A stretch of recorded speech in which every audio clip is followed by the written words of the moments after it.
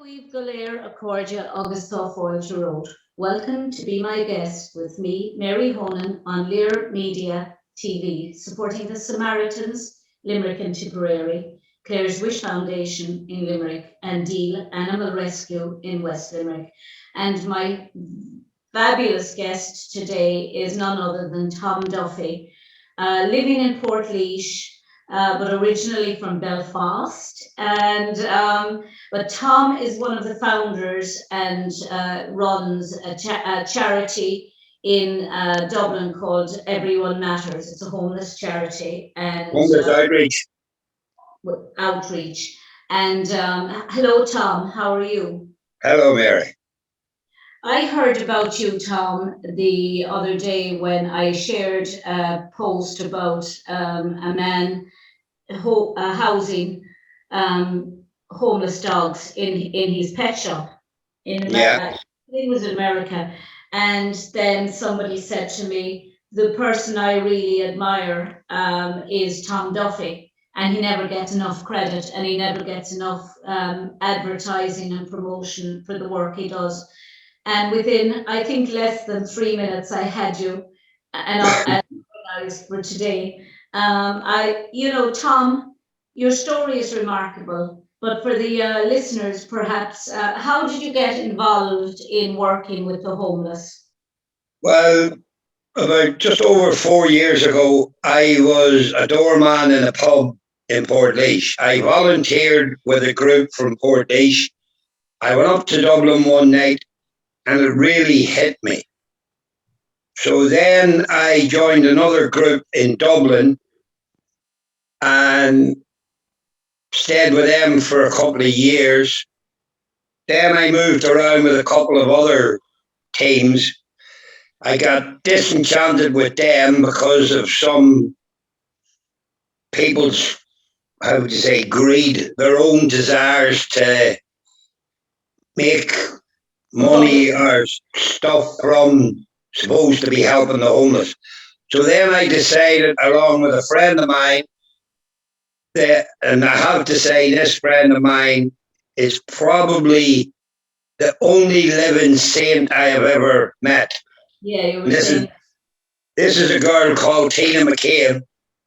Me and her decided then that we would set up our own group and do a soup run on a Thursday night at the top of North Earl Street, which Wow. is just at the bottom of the spar in just off O'Connell Street.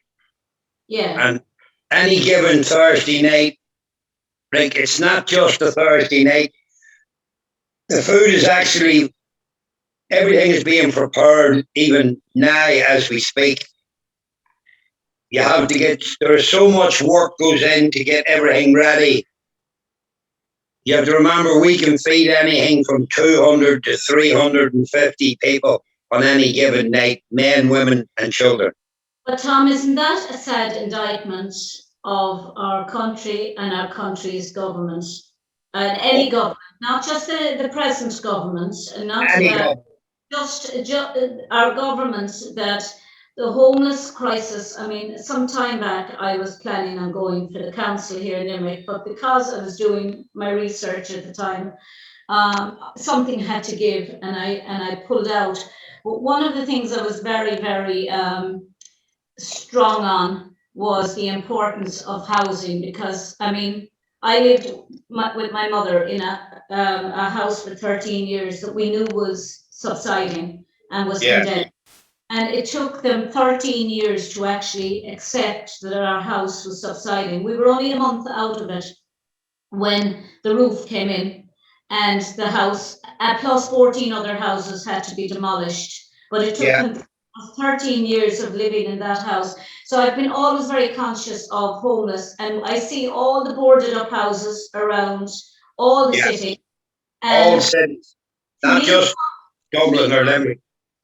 yeah, but to me, Tom, that's an insult to somebody who's living on the streets, because surely somebody on that street, as I said, is an unemployed carpenter, or is down in their luck or Yeah, whatever, and they could they have the wherewithal to do the work in the house, bring the house to a living standard within 5 years, and hand them the house for €1, like they did in Yeah, Limerick.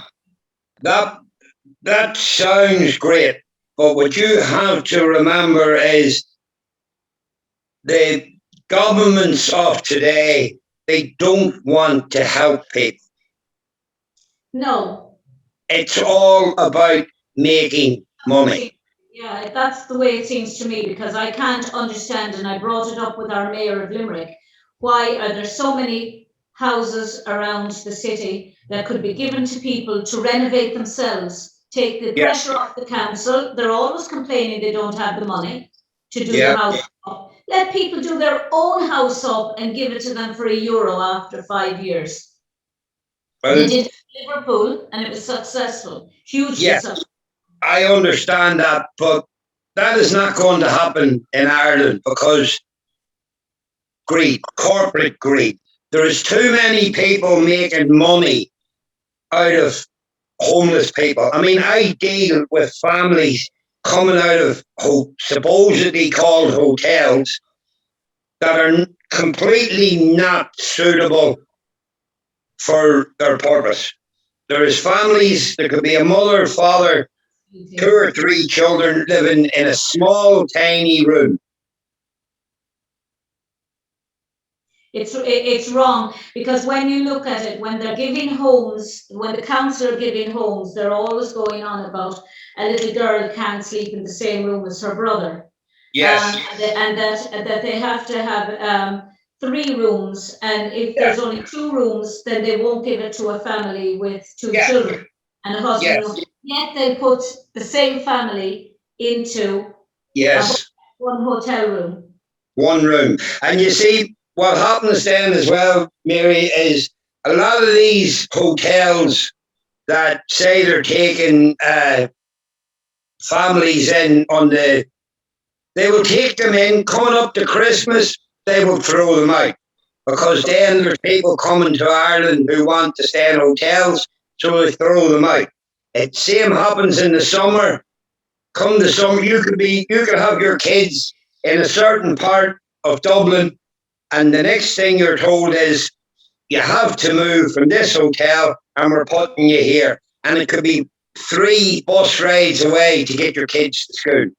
And I also heard that what's happening in hotels is that the parents have to leave in the morning time when the Yeah, children are going to school, and they yeah. can't access the hotel again until 9 o'clock at night. I Now, have seen that myself. they talk about this brings up a whole other question about education, and they talk about education going online, and as a lecturer I'm seeing the disparity between children. Not every child, one, has a laptop, a Yes, computer, a mobile phone. How are children who are put out of their homes or sent to school at 9 o'clock in the morning, and their parents are out of the house and they can't go back until 9 o'clock at night into the hotels? How are they ever going to get schooling done? Um, it's just it just beggars belief.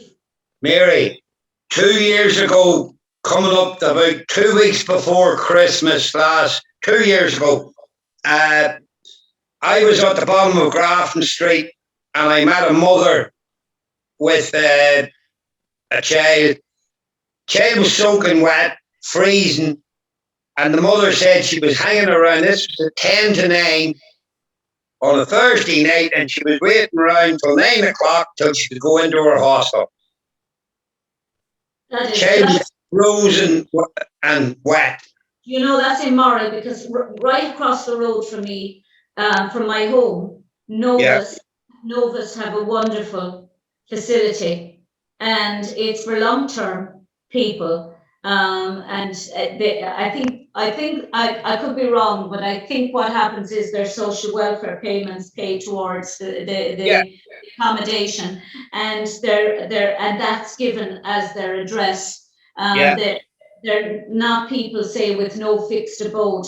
They're and But I saw a man one day on the street, and he was telling me that he had to pay.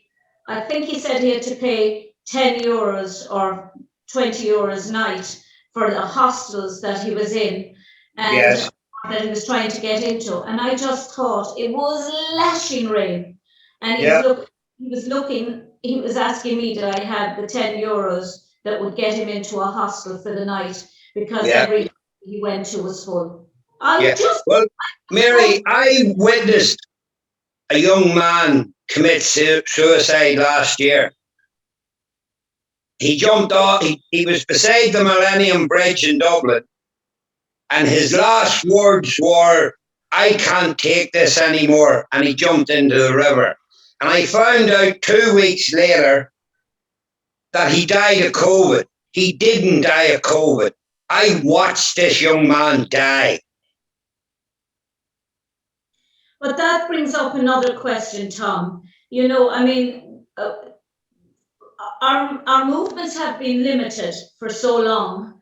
Yes. Close contact with people has been limited so long. Have you seen a rise on the streets with homeless people dying because there's been no effort, as far as I can see, by the government to house people?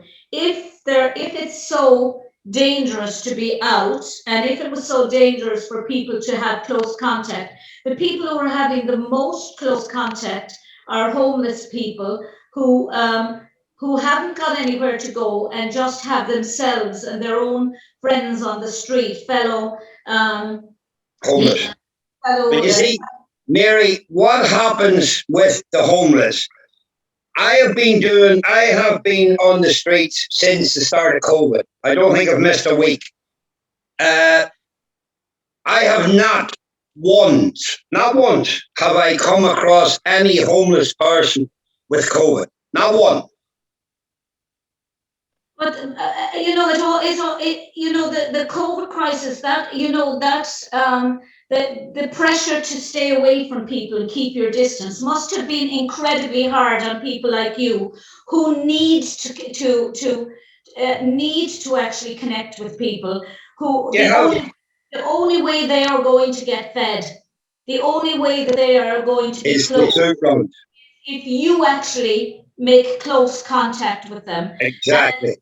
And you continued to do that against Yes. regulations. I will be going tomorrow morning. I will be going tomorrow morning. I leave Portlaoise at 10:20, and I get the train to Cherry Orchard, Park West, and myself, Tina, and a couple of other volunteers, we will cook over 200 meals. We will have our van full to the roof. Now, getting back to people on the streets, they're telling people, keep apart. Don't be going too close. Then at night, they bring them into hostels and they stick them into tiny little rooms. I know of one young man who shared a room with 8 different people. So to me, it sounds like COVID might switch off at 9 o'clock at night, come back on at 9 o'clock the next morning. And switch off for the homeless. Yeah, why should I keep away from people all day if I have to get into a tiny little room with 7 or 8 other people? Who you don't know.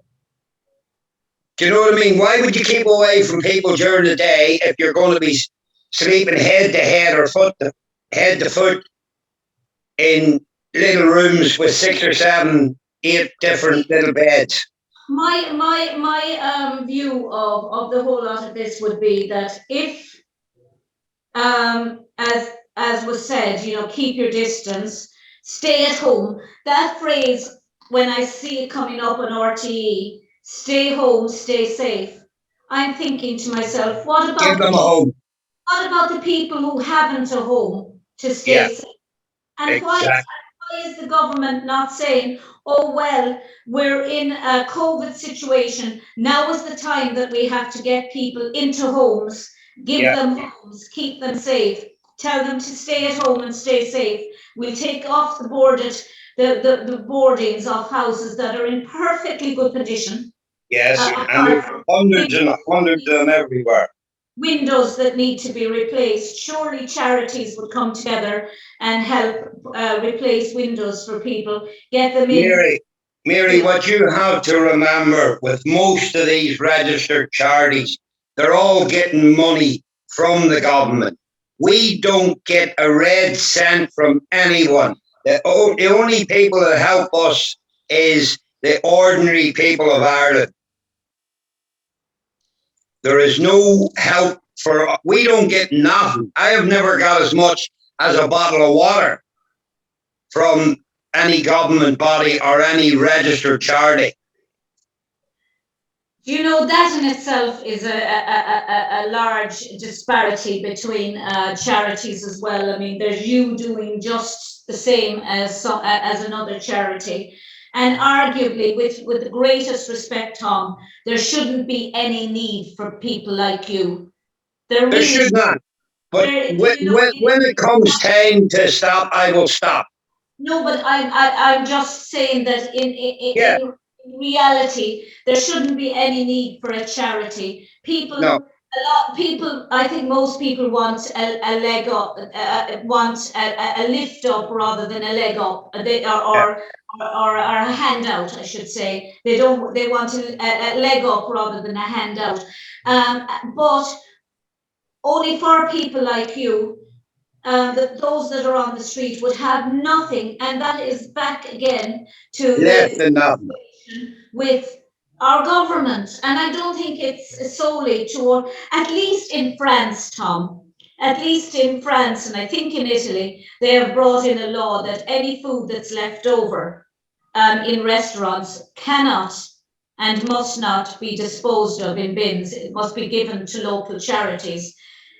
Here in this country, you'd have the government telling you can't give food out to people Yeah. because you don't know whether it's safe, where it's been cooked, has it met with standards? Are you met with difficulties with that from the government? The government have threatened to close down all the soup runs. See, Mary, what people have to remember, every soup run that I know of, and I just don't mean Dublin, I mean, I know there's soup runs in Limerick, Cork, all over the country. Not one of them is run by a registered charity. They are all run by ordinary people that volunteer. People need to remember volunteers, they are not paid. I don't get paid. My profit margin in the last 4 years is €13. I found €13 when I went into the electric picnic one day and I collected 900 sleeping bags. That's what I want to actually talk to you about. You supply the homeless in Dublin and elsewhere with sleeping bags, and you take the sleeping bags away and you launder them. No, we don't. We give new sleeping bags. Last year, I was given 600 waterproof sleeping bags. Now, I supplied them all over the country. I have 18 left. And I want to show you something. Stay with me, right? Do people supply those sleeping bags to you? Do companies supply the sleeping? No, companies give me nothing. Very few companies give it. Mary, that is a donation of tents I got. See that box? See those boxes? Wow. There's 4 tents in each of those boxes. There's I think there's about 120 left. I bring 2 of them to Dublin every Thursday on the train. And Tom, do you replace them new for new? Or I don't know where I heard that you take them away and you even launder them for people. No. We can't take them away and launder them because some of the people are in addiction and you can't be handling sleeping bags or anything like that. Yeah. So basically they have a sleeping bag and then you come up with a new sleeping bag and replace it for them. Well, so you see what you have to remember. There's a lot of people sleep that they mightn't have a tent, they sleep in the doorway. And once the sleeping bag gets wet, it's no good to them because they can't bring it home and dry it. Because they have no homes to go to. Exactly. So it's a vicious circle. It is a vicious circle. People are getting, there was a young woman, what I've noticed the last lot of weeks, there's an awful lot of young women on the streets. Yeah. And young women are, their tents are getting vandalized, ripped. They're getting abused, all sorts of abuse. And there's also, I've also noticed lately an awful lot of young gay people on the streets. Yeah, you were saying that to me, and that's, you know, that in itself is so sad to Exactly. pushed out of your home because of because you're gay. Because mommy and daddy, it's not the correct way to be. At the end of the day, people are what they are. Yeah, you know, I mean, you have to accept. Love is love. It doesn't matter who you love or what you love. No, it doesn't, because at the end of the day, all any of us want is to be warm and to be fed. Exactly. And to have a roof over our heads. Yeah, exactly. And when we die, we die exactly the same. We come into the world the same. The world's the same. How we're treated in between and how we treat others in between is really what defines us. How you treat other people is the way you should be judged. Yeah, I'm just baffled. I'm just baffled that through all of this COVID crisis, not once did I hear the government say the homeless need to be homed in places that they have their own little room, that there's plenty of derelict, large, giant-sized buildings all over Dublin. All this country. But again, it's down to corporate greed. If they're not getting paid money every week to look after these people, don't help them. They don't want to help the homeless. The suicide rate in homeless people has gone through the roof since the start of COVID. But that's another thing, Tom, that has not been spoken about, is the suicide rate in Ireland since COVID. It's almost as if people have not died of anything else other than COVID for the last 2 years. Everything seems to be. Everything is put down to COVID. If you die, God forbid, you die tomorrow morning, and they don't want to worry about it, Asher had COVID. Or COVID related. COVID-related is right. And they're leaving people to die not only on the streets, they're leaving people to die because there's no money to be made out of saving. That's what people need to realise. It's all about money. If you have health insurance, you'll get the best of health. If you don't, you can go away. They don't care. No, I mean, as I say, maybe when we came back from England when I was 5 and we were in this house, and I can remember my dad wasn't here in Ireland at the time because he was trying to get a job here. Yeah. But I can remember my granduncle looking at our house and saying, Myra, to my mother, there's subsidence here. And for 30 years she fought the council and they kept saying it was structurally sound. The stairs was coming away from the wall. There was a gap in front of the window that you could shake hands with somebody outside in. And eventually the roof came in. And I was all the way up from 5 to 18 before we actually got out of the house and the ceiling came in. We could have been killed in the house. So I think it's always made me very conscious of the struggles people have. Yeah. And I helped an old lady, 72 years of age, into a sleeping bag on O'Connell Street. Oh, that's immoral. I feed children. I feed children from buggies, a year and a half old. they're coming to our tables with their parents to get a hot meal because they can't, there is no cooking facilities in any of these hubs or hostels. They're not even allowed a kettle in the room because it's dangerous. Tom, what do you say to people who will say, oh, but there are plenty of places for homeless people. It's just that many of them would rather be out in the street or many of them are addicts and they want to live in the street, or they don't want to be in by 9 o'clock at night, curfews, whatever reason they don't want to be. I'll tell you reasons, right? You get stuck into, let's say you're a man, I'm a man, and we get stuck into a room with 4 or 5 other lads. Now, we don't know what situation they're in. If one of them people is taking drugs, when drugs takes over someone, the drugs, their only outlay in life is to get their next hit. They steal your clothes, they steal your shoes, they'll steal anything they can steal so they can get their next fix. Again, as well as that, if you won't give them, they beat you up. Now, if you're soft and quiet and you're not argumentative and you're in a hostel tonight and you get beat up, would you go back to that hostel tomorrow night? No, you wouldn't.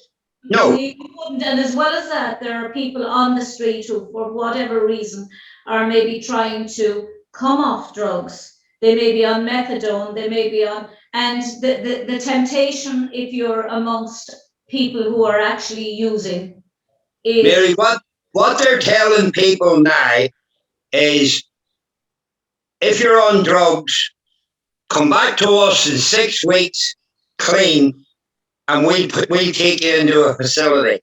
Now, how do you survive on the streets?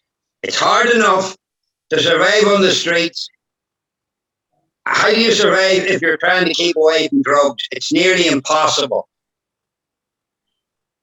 I saw somebody, where did I see it? As these little, they almost look like little chalets that were being built. I can't remember which country it was. I'm thinking it was America. Yes, I think I've seen that. And they built these little chalets for homeless. Now, all they were big enough for it to be a bedroom and come kitchen.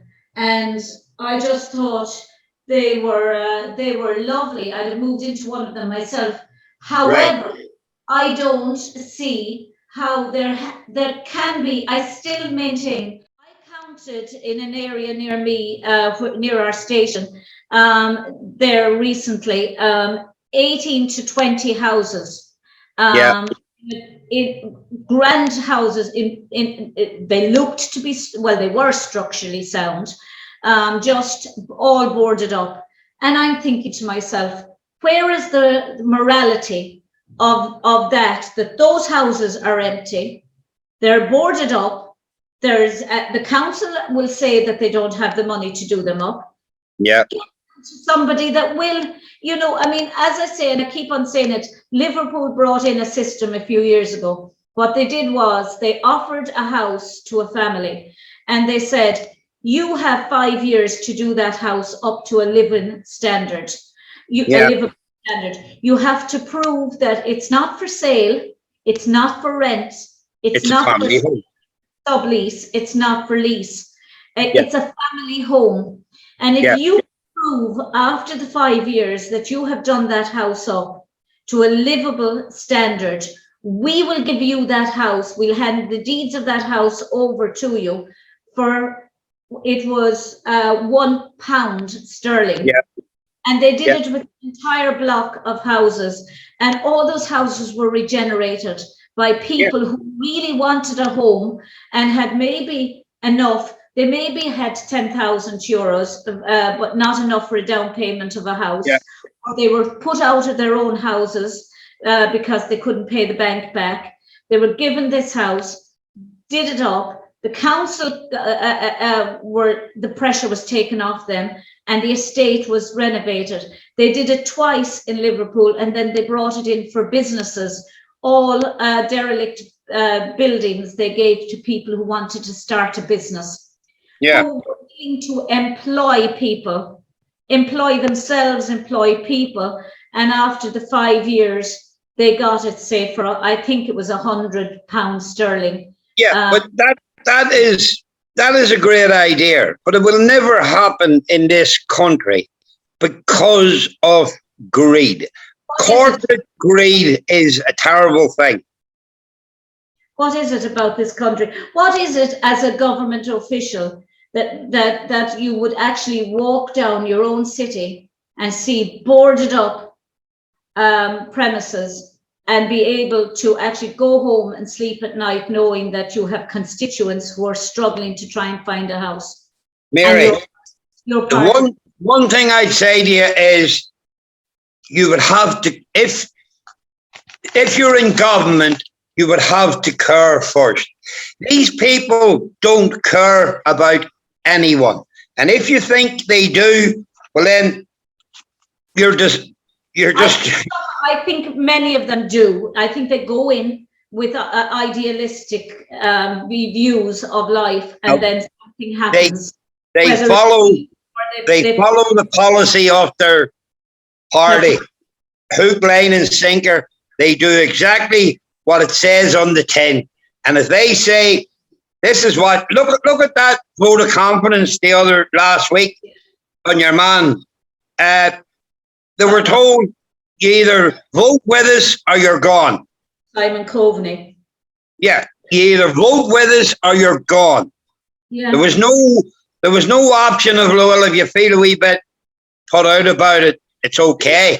People within parties should be allowed to follow their own conscience. If they don't agree with their party on something, then they're allowed to vote against their party. I'm a great believer in that, and always have. They're not.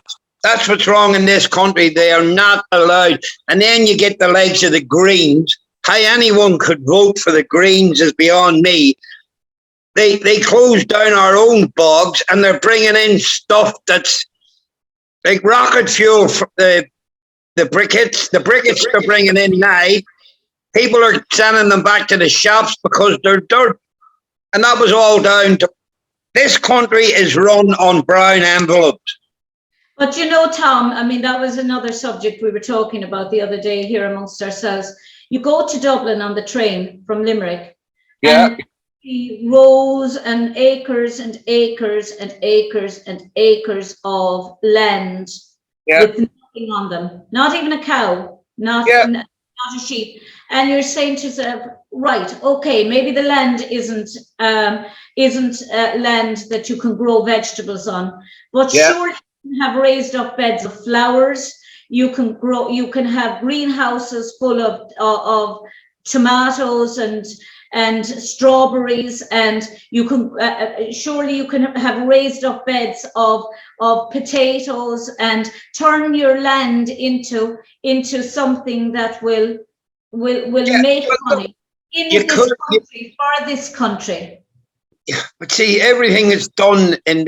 Look, we had our own natural gas, we had our own oil, our own lottery is run by another country. We give our gas and we give our natural oil to Norway. Yep. I mean, we're not even allowed to fish in our own waters. But you know, when we're an agricultural country and we actually import more vegetables, and say potatoes and food from other countries, and I'm looking, and maybe it's a simplistic view, and I'm looking at acres and acres and acres of land, and people are complaining about cattle and complaining about sheep and if the cattle fart, it's greenhouse gases. Yeah, but why do we have to be so reliant on, say, cattle and dairy? Why can't we diversify? And I saw a group there a while back, and they set up a beer factory in their on their land because they weren't making enough from cattle, so they were making their own beer from hops and everything. Yeah, Why but can't Irish people do that? Why can't we grow tomatoes and strawberries? Farmers are told what to do. They get paid to leave the land sitting. It's At just one time, Fianna Fáil, or no, Fine Gael, I think, was the Farmers' Party. Now the farmers hate them. It's the distrust in this country between. We've been run by a right-wing conservative government since this country was founded. Yeah, I just think no matter of which party is in government, I've been seeing this for years and years. Yeah. Just land that is just all green, and you're saying to yourself, well, maybe they can't grow stuff, but they could. No, they can't. Farmers are being told what they can grow. It's not a case of what they want to grow. They're being told what you can grow and you can't grow. We've abdicated everything, I think, to Europe, and instead of letting the farmers grow what they like on it and supplying local shops, and then the economy, in my view, not that I'm anything but an economist, but the economy improves as a result of people growing their own for the local markets and for the local shops. And things and food should be cheaper if it's grown. If it's only grown 5 minutes down the road, it should surely be cheaper than bringing it in from France or Germany or Israel or South Africa or wherever. Yeah, exactly. But that's, I mean, they're being told, farmers are being told what to do, what to grow and what not to grow. And even when they do grow it, they get paid so little for it. Sure, look at the beef industry. The beef industry has been destroyed by these beef barons. They're bringing in beef from Brazil, stamping Irish on it and telling us it's Irish. But back to, I suppose, the homeless crisis, and the COVID situation, and telling people that they couldn't go from A to B. It must have been really difficult for people and I have friends who are on the street every single night feeding homeless here in Limerick. One in particular who I did my master's with, and she joined a homeless organization, and she has been working with them since, and she's doing great work here in Limerick. What's that group's name? Can you remember? I'm trying to. She's actually left it now, and she's gone to another. She's running another one. I'll find out for you, Tom. But all I know is I sent tents and sleeping bags to Limerick. They got money from that secret millionaire. All right. He came around. He saw the work that they were doing, and she does some fantastic work, and they do some fantastic work going around every night feeding, much like what you're doing, Tom, feeding the homeless, bringing sandwiches and soup and everything. And Mary, we don't do soup and sandwiches. Our menu tomorrow is as good as you would get in a hotel. Probably better than what I get. Our menu, this morning, Tina picked up 3 big chunks of roast beef. So we're cooking tomorrow. We're making chicken curry and rice. We're making pies, chips and beans. Pies, chips and beans. We're also making ham, cabbage and tomatoes with gravy. And then we're making roast beef, cabbage, potatoes, carrots and gravy. We'll have 4, maybe 5 different meals, 200 sandwiches, 300 bars of chocolate, 200 packets of crisps, 150 bottles of water, 200 Actimel drinks, and whatever else we can get. And we get that every week. Where are you getting them? Are they people that are donating them? People are giving us. People give to us. I know when I was talking to you the other day, there was a girl knocked on your door with a bag of dog nuts. Yeah. They're going. And people, that's another thing I want to talk to you about, Tom. People on the street who have their pets, and Yes, people on the street, their pets are actually their families, like all of of course us. they are. Yeah, I yeah. have two pets, and I had three up to a couple of months ago. My Millie died, but your pet is your family, Of course. and many hostels won't allow you in with a pet, so No. therefore people are actually refusing to go into hostels because their pets won't be allowed in, and Yeah. that's perfectly understandable. Mary, I know of a partially sighted woman who is almost blind, and she sleeps on the streets of Dublin with her guide dog. Jesus. I know this woman personally. She is actually a friend of mine on Facebook. I help her up and down when she needs anything. People need to realize it's not just alcoholics and, as they would call them, junkies. There is ordinary, decent people who have just lost their way, lost everything, and they're now living on the streets. I have met people from Limerick. I have met people from all over. Last night, for the last week, I don't know if you've seen it on my post today, I spent a week trying to find a young girl. and you found her, thank God.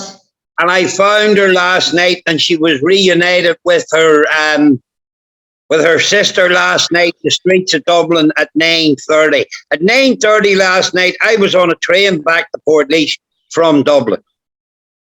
How do you keep going? Are you driven? I mean, you're obviously I'm driven to help people. Yeah. I woke up this morning at exactly 8 o'clock because a message came into my phone. Another woman looking me to help find her sister. How do I refuse? I have had hundreds and hundreds of people asking me, can you find Jimmy? Can you find Mary? I have found, unfortunately, I have not found a lot more than I have found. I have found people, I have returned them home. I returned a 16-year-old girl to her family in Belfast. And if I hadn't have found her, she would be dead now. Yeah. Because the boyfriend she was with, he was on drugs, and she was a little beaut, and his plan was to get her hooked on drugs, get her into prostitution, and that would feed his drug habit. I found her, and I took her home. Not just me, the people I work with. It's never just me. Do you ever despair? Do you ever Often. I've cried in 4 counties. Do you ever sit back and think, or feel at any stage that it's a lost cause? Or do you, for every time you feel it's a lost cause, that girl last night, I don't know what she's going to do. I don't know. I have a backup team that no one knows about. I have a friend, this man he's unbelievable. This girl wants help. If she comes and says she wants help, we will put a structure and we will help her in any way we can. But she has to want help. She has to, yeah. I can't force her to do anything, and I won't. But if she wants help, we will get her the help. I mean, it's back to the situation again of people who are addicted and they're trying to come off drugs or alcohol, and then they're put into a homeless shelter with somebody who's beside them who mightn't have their willpower to stay off and might go back on the drugs, and then the temptation is there for that for that girl. How can you stay clean for 6 weeks if you're walking around and all you're meeting up is people in addiction and people on drink? It's very, that's hard enough. So what is your alternative, Tom? What would you like to see the government and society in Ireland? Because I think people who are on the street, I think the majority of them, as I say, would rather to be lifted up rather than to get handouts. Do you know? Oh, But one thing the homeless will never want off you is pity. Don't yeah, ever offer them pity. But what people need to realise when they're talking about homelessness, it's very easy to stigmatise people and say they're all junkies and they're all alcoholics. Tomorrow night at our table, as I said, between 200 and 300 people will come to our table, and less than 25% of them will be on drugs or drink. These are just ordinary people that are in hubs and hotels and have nothing. They don't want to become. There's mothers coming to our table and fathers, and I can see the embarrassment of having to come. But if you have a choice between giving your child 2 slices of bread and a piece of jam for their dinner or a hot meal, well, then you have to chase that hot meal. These people don't get hot food. Children are going hungry in our country. Children, never mind, there's elderly people coming to our tables who have, because they're paying such extortionate rents, by the time they pay their rent or their few bob out, they have nothing left and they have to come to soup runs to survive. it's not long ago. I think it's about 4 years ago. The a local newspaper here in Limerick put a photograph up of a queue at a premises here in Limerick, a big premises. Yes. And the queue, and when I read the headlines, I realized that it was a queue for food. Yeah. And the children in it, and children in their school uniforms, and Yes. the school uniform was identifiable. Yeah. The children's faces were and I was horrified. Yeah, they should. I don't hate, I don't show fit. I do a live feed from our soup run, and you will never see a face. Yeah. The only faces you will see will be the volunteers. I keep the phone down and I walk away. I will never intentionally show anyone's face. No. But it was actually the photograph, and I was thinking to myself, if these were people who had the money to actually sue for their child's photograph being taken, even in a distance, the uniform. Yeah. The school uniform was identifiable, and I thought the misfortune that's in the with their child for food went away and got a uniform for their child for school. They maybe get that uniform, they put it into their child, they stood in a queue for food. They didn't want, and we're creating a nation or a generation or a group in society that are never going to get the opportunity to see their potential, because there's many of those who are on the street who could be doctors, they could be teachers, the right circumstances, they could be lawyers, they could be anything given the right set of circumstances. And we're failing as a society when we don't recognize that every child, every adult has that potential to be something, to contribute to society, given the opportunity. It's the same with the Susie grant and that for people going back to college. They're going on ad nauseum about, at the beginning of the COVID crisis, about, people in the artistic industry, in the arts and that, having to retrain. You have to retrain. But if you've done a degree and you got a grant for that degree, they won't give you a second grant, but yet they've told people you have to retrain because the music industry mightn't reopen, or the showbiz industry mightn't reopen. Retrain and become a nurse. But where are you going to get the money to retrain to become a nurse? Exactly. It's all about money. That is why, look, when you see the prices of flats, I had a young girl come to me this young girl, God love her, and she's actually from down your direction. She came to me one night. Her and her boyfriend both work either Aldi or Lidl, I can't remember which one. And they get out of a tent in the morning and go to work because they can't afford their rent a week would actually be more than the both of them earn in Aldi or Lidl. Yeah, I mean the rent is extortionate in some places. I mean €1,000 a month. €1,000 a month wouldn't get you a dog shack in Dublin. Nothing in Dublin, but €1,500 a month, say here in Limerick, for people I've heard renting. Yeah, but I mean, when they're only earning €200, if they're earning €200, exactly, social welfare, they're all on minimum wage, and that is since COVID they've put everybody on minimum wage, and that's why the contracts, they do away with the contracts. You're on a 6-month contract and then they make you redundant because then they don't have to pay you redundancy. Yeah. It's all about control of the masses. They are controlling what the less fortunate people can do. You will never have nothing. If you don't have money, you have nothing. Tom, before we finish, is there anything that you would like to see happen in this country? That's a very broad question, but for the homeless. I would like to see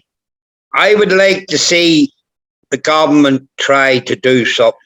They're coming in, they threaten to close down soup runs.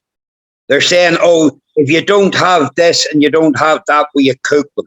We cook in a house in Ballyfermot, and everything we cook, I would not give a homeless person anything that I would not eat or drink myself.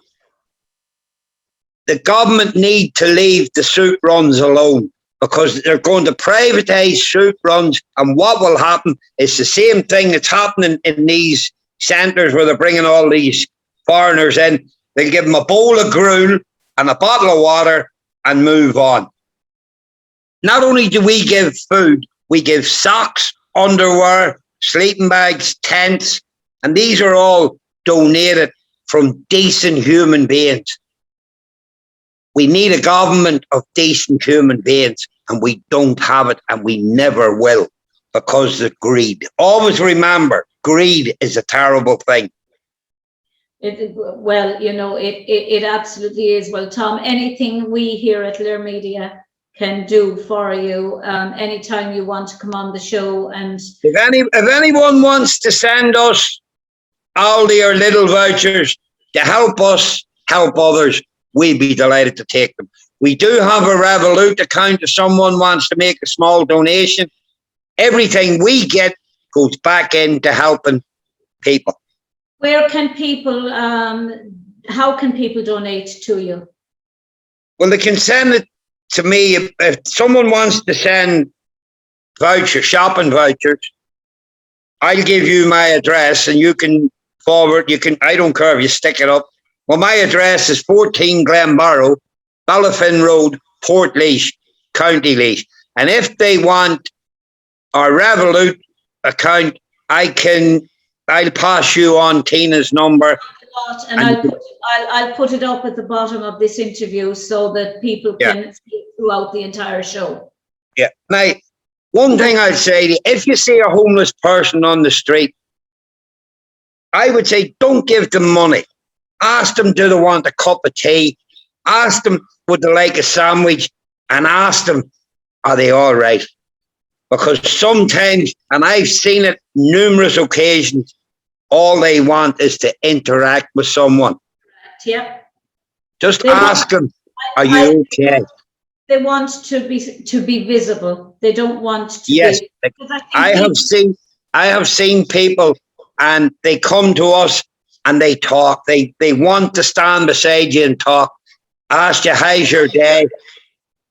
That's all they want. What did you do today? And then I talk to them. I have a laugh and a joke. I've watched people walk away from me smiling. I've watched people walk away from our table crying because they actually felt human for 5 minutes. Yeah. Look down on no one. Look down on no one unless you're helping them up. That's a fantastic way to end this. Don't look down on anyone unless you're prepared to help them up. That's a fact. It's a great motto. I've heard it before, and it really is. Don't look down unless you're prepared to help me up. Tom Duffy, the saint of Portleat. No, I'm far from a saint. I'll be the first. When I kick the bucket, I'm going to hell. No, I don't think so, Tom. I really don't think so. It's been an absolute joy talking to you, and we're friends now. We are, Mary. And I hope you enjoyed the cigarette. Oh, you're the first person to smoke a cigarette on my show. I never even realised I was doing it. I just sit and I'm on edge the whole time. I'm sitting, since I started talking to you, I have 62 messages and 194 notifications. Wow. Hopefully someone is going to give me something to help us, help others.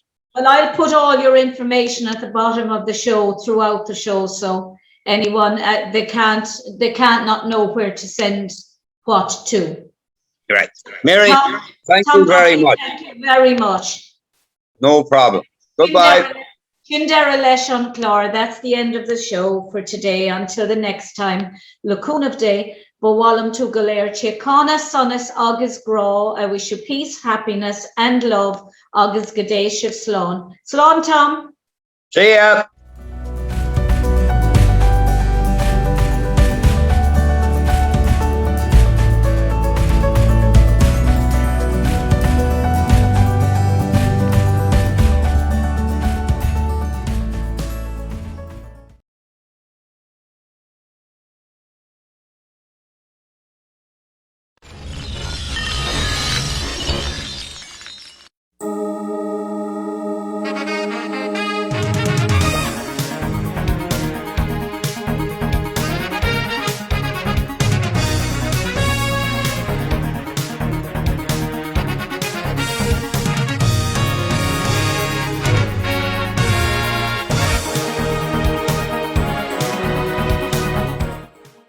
My name is Tony Voucher, founder of Feed the Homeless. Feed the Homeless was established about 18 months ago. We set up a soup run and a mobile outreach here to cater for the needs of homeless people on the street. We're in the middle of a housing crisis, so on any given night that we're out here in a soup kitchen, we'd feed that up to maybe 250 people from hotel emergency accommodation, young children, people in need, and also roof sleepers.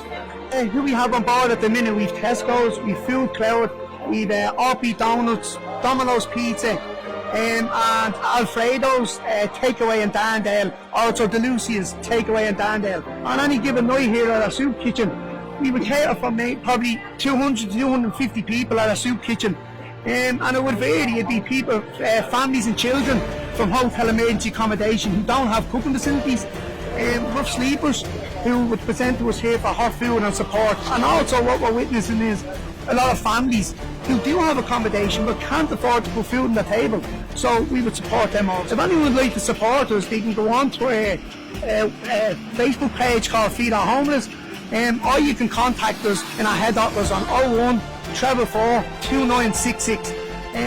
You can donate food, you can donate warm clothing or toiletries.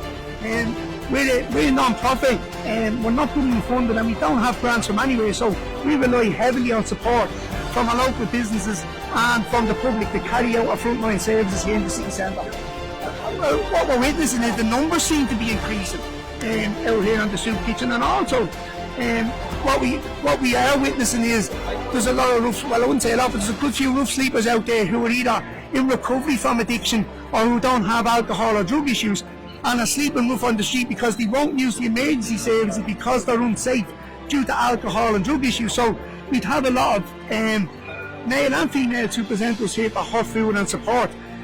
Also, as I said, the numbers just seem to be increasing now here on the street with families with young children. Just in February, January, February, we had an extra, I think 300 families came on stream.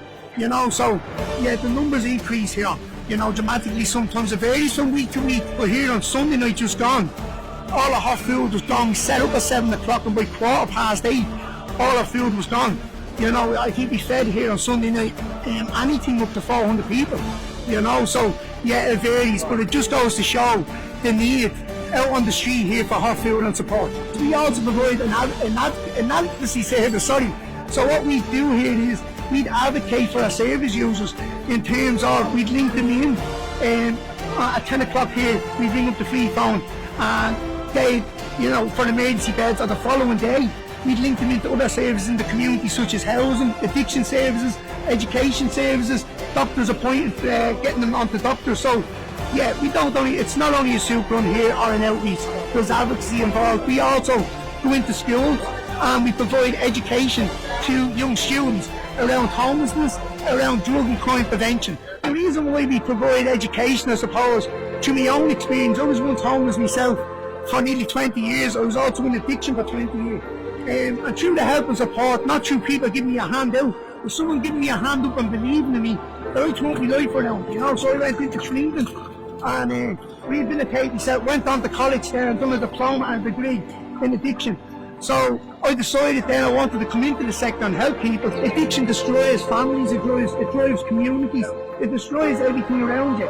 You know, through being in the old prison best part of my life, I said, enough is enough, I don't want to live this life anymore because drugs control me, they controlled every part of my life. You know, so I didn't want to, I suppose, drugs to keep controlling me. I wanted to address the issue.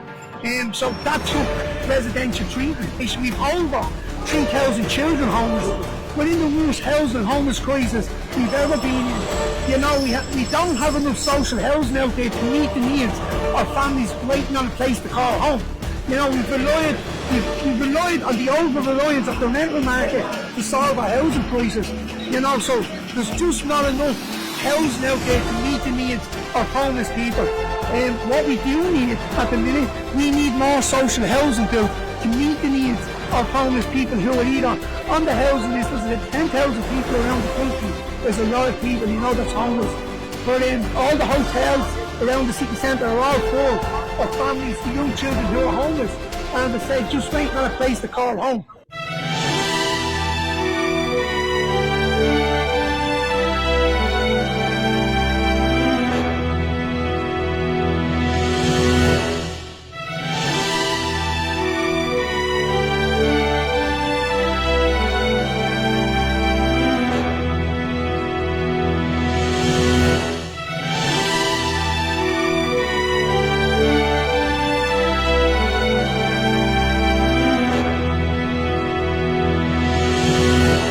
Hi, my name is Stan Henderson. I'm a freelance journalist, write as many articles as I can to highlight the situation, and I've found the editors in LíR to be very, very good. It's shocking what we see here. Every time that we come up, the queues are getting bigger and bigger. Firmly myself, I believe that the homeless crisis, which is now at around 10,000 people, I think that this is all starting in the possession courts that are going on all around the country on a daily basis.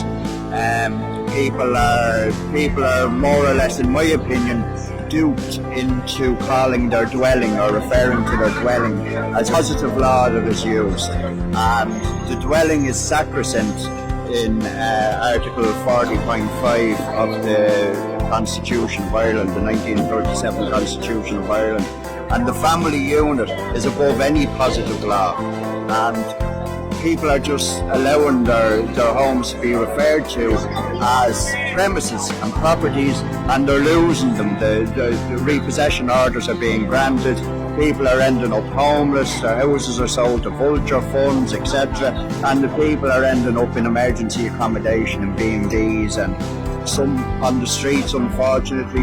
And we've even come across people here on the streets who actually get up in the morning and go to work because they're just priced out of the rental property. they can't afford rent, but they get up in the morning, they go to work, and they return to that shop doorway in the evening time. And it's just an absolute disgrace what's going on, and it really seriously needs to be highlighted. The media has to pay more attention to this, much more attention to this. It's a shocking situation that has to be highlighted, and the government and the state have to build, they have to start building public housing. There's no point in putting people into the private renting sector under the HAP scheme, because what happens is after a while the landlord puts the rent up, so therefore the people are priced out of the property market. Hi, my name is Rob Anderson. I started volunteering at Beggars 2 weeks ago, last Thursday. I came up with my dad and Tom Duffy, and it was just shocking. I wanted to make a difference, so I come up here nearly every Thursday night. My name's Tom Duffy. I live in Port Shane. I'm a volunteer with Feed the Homeless. I got involved when I gave Tony a couple hundred sleeping bags from the electric picnic, and he asked me to become an ambassador for County LíR. Myself and Stan, we collect donations from the people of County LíR, which is unbelievable amount of stuff we get every week to bring up here to help out the group. And I'd just like to thank everyone who gives us stuff every week in, week out. My name is Craig Hassels. I'm from Crumlin. I've been working with the Feed the Homeless group now for about 4 or 5 months. I got involved through a friend, and ever since that I've just been coming in and giving a hand out. I really enjoy the work that I've been doing, and to see the people around me and supporting people that haven't got a voice is actually quite good. You know, I was here last week and there was one guy in particular who came up with his socks. He had a few of his possessions stolen in a hospital. And this is one thing Natasha and Tony is trying to highlight to the public, that we need hostels that are drug free and alcohol free, that give people that safe and secure feeling. That's why most people are actually deciding to go onto the streets, is because they don't feel safe enough in the hospitals. But back to the story, the guy came up, he was brutally attacked, he had all his belongings robbed, even his shoes, and just hearing them just kind of got to me, so I decided to give him my shoes. And ever since that, it's just been the little things that make the big difference in people's life. And that's why most of the people are here to spare a couple of hours to try and improve the situation that the government isn't trying to improve. You know, we're a small group, we're a non-fund, non-profit organisation, and we just really we just really depend on the public and the generosity of the public with donating clothes, food, whatever they can. You know, every bit is helpful. But it's just back to the main point, you know, we're here to help people out that haven't got a voice, and hopefully some people that are viewing this will actually decide to come in and stand up for what is right. My name is Judy. I'm standing here outside Bank of Ireland. I'm doing work for the homeless, trying to make a difference, and I've become aware of it, and I just want to do what I can to help. My name is Tricia Ford. I got involved with Feed the Homeless after my son committed suicide, and just kept me going. It just kept me going. I love doing it. I'm part of a great team. I've made new friends, and I've learned new skills. What stands out to me is the amount of young children that come to the table, and elderly people. The elderly people really break my heart, and the young babies in farms. It's actually shocking for what you would see on any given night here at Feed the Homeless table. Well, my name's Stephen Kitson from Coolock. I helped the homeless because my brother was homeless one time and he ended up committing suicide. So I was just out here to give back to the community. And I took his mum and left on the streets. My name is Paul, and one of the reasons I got involved with the homeless, and especially Natasha and Tony, I was homeless last year for 5 months, and I'm 70 years of age, and I went through that time hospital, and I hadn't got a clue what to do, where to go, so I came down here and looked after me, gave me food, gave me clothes, and My name is Martin. The reason I got involved with feeding the homeless, I feel it's very important to give something back to those less fortunate than ourselves. And I think we have to show compassion to these people in society who fell on hard times through no fault of their own. And I can see the problem getting a lot worse. Definitely not, there's nothing being done. We're a very wealthy country. I can't understand why this is happening. Because I mean, 200 yards up the road we have the General Post Office where we had 1916 had a revolution trying to solve all this. And yet today it appears to me the situation is as bad as ever. There's not a lot being done about it. And only for these people here, I hate to think where this country would be going. It's in a sad place. Very, very sad place. And it's not just giving out food. People, they look for companionship. To talk to you for that 5 minutes. They're isolated all day. They know to talk to, they're walking around. So just to make that bit of contact with somebody, I think I can see the benefits to them and me.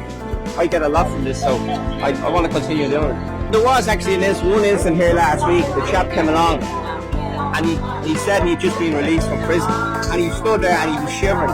And I actually promised, I didn't see him tonight, I promised I'd bring him in a coat. And the thing that struck me was the chap had been released and there's no follow-up service. So he's just left, he's abandoned. You know, there should be follow-up service. He obviously had medical problems as well, substance abuse. But it's not being treated, that is a medical problem. And I don't know, it's frightening to think where he's going to go, what he's going to do. It's just another one thrown onto the streets. I love helping out the homeless and people on the street because I don't like seeing people at the bottom because I've been there myself. My name is Natasha. I came on board with Feed Our Homeless in January 2017 and I helped set up the organisation. I don't like seeing people being hard done by, and that's what keeps me doing what I do. I see a lot of people, they don't have a voice, and I feel that if nobody stands up for them, they'll just be left. In regards to the homeless, there's a real need for what we do out here in regards to the soup kitchen and the outreach service. Like what one of the volunteers said, it's not just giving out food, it's not just giving out tea or coffee. And a lot of the time people just come down here, sometimes they wouldn't even get food, but they come down for the chat, they come down just to see a friendly face and just to have somebody acknowledge and somebody listen to them. And that for me is priceless.